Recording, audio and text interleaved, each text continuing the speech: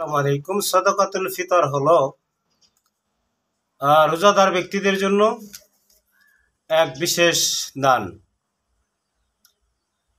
যারা সাদাকাতুল ফিতর দেওয়া যাদের পক্ষে ওয়াজিব, তাদের রোজা আল্লাহ রাব্বুল আলামিনের দরবারে আসমানে ঝুলন্ত থাকে।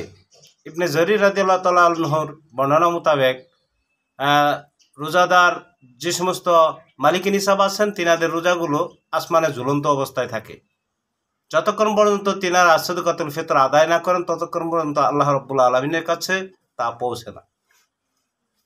তাই যিনারা মালিকি নিসাব, তিনাদেরকে অবশ্যই সাদাকাতুল ফিতর আদায় করতেই হবে, এটাই শরীয়ত।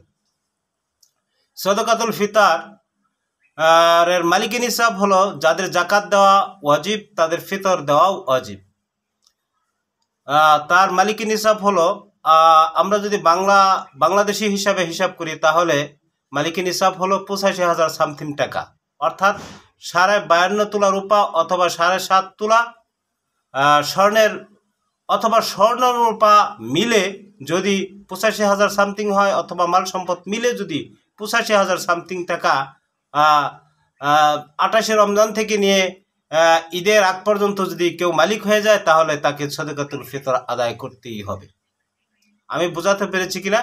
স্বর্ণ রূপা প্লাস টাকা মিলে যদি কারো কাছে ৮৫,০০০ সামথিং থাকে অথবা ৮৫,০০০ থাকে, তাহলে তাকে অবশ্যই সাদাকাতুল ফিতর আদায় করতেই হবে। ওকে, এটা ওয়াজিব। সাদাকাতুল ফিতর সমপরিমাণ কতটুকু? সাদাকাতুল ফিতর হলো একসা। একসা শরীয়তের ভাষা। একসা পরিমাণ এভাবে ১ চৌল করে ৪ চৌল সমান সমান একসা। এই একসা আপনি যে মানের খাবার খান, ওই মানের খাবার বিতরণ করা হলো সাদাকাতুল ফিতর। সোজা কথা। যদি আপনি চাউলের ভাত খান, একদম চিকন চাউলের, তাহলে এক সাকে ৪ চৌল দিয়ে দিবেন। একজনের পক্ষ থেকে ৪ চৌলে একজনের পক্ষ থেকে আদায় হয়ে যাবে। এবার বলুন, এক সা সমান সমান যদি আমরা আমাদের বাংলাদেশি হিসাবে হিসাব করতে যাই, তাহলে আমরা ধরে নিব ৪ কেজি পরিমাণ।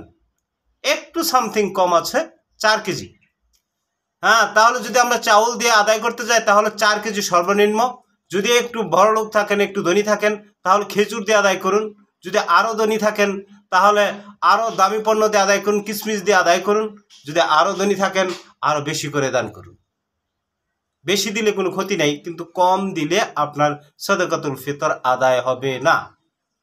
তবে আমাদের বাংলাদেশ ইসলামিক ফাউন্ডেশন আওতায় যে আইনটা করা হয়েছে, একেবারে সর্বনিম্ন আদায়কারী ব্যক্তি হতে হবে ১১০ টাকা। সর্বনিম্ন আদায় হতে হবে ১১০ টাকা, আর সর্বোচ্চ আদায় হতে হবে ২৮০৫ টাকার মতো। আমাদের বাংলাদেশে যারা আছেন, ইসলামিক ফাউন্ডেশন গবেষণা করেছেন, সর্বোচ্চ ২৮০৫ টাকা আর সর্বনিম্ন হলো ১১০ টাকা। ১১০ টাকার নিচে ফিতরা আদায় করলে বাংলাদেশ সরকার আইন অনুযায়ী ফিতরা আদায় হবে না।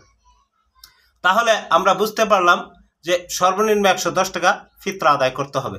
ফিতরা আদায় করতে হবে কখন, একথা যদি আমরা যাচাই করতে যাই, তাহলে সহিহ হাদিস মোতাবেক বা অন্যান্য বর্ণনা মোতাবেক ফিতরা আদায় হবে ২৮শে রমজান থেকে নিয়ে ঈদগাহ মাঠে যাওয়ার আগ পর্যন্ত। রাসূলুল্লাহ সাল্লাল্লাহু আলাইহি সাল্লাম ঈদের সলাৎকে, অর্থাৎ এই ছোটো ঈদের সলাৎকে, অর্থাৎ ঈদুল ফিতরকে একটু দেরিতে আদায় করতে বলেছেন, এজন্যই যাতে সাদাকাতুল ফিতর সকলে আদায় করে এসে ঈদের সলাতে অংশগ্রহণ করতে পারে।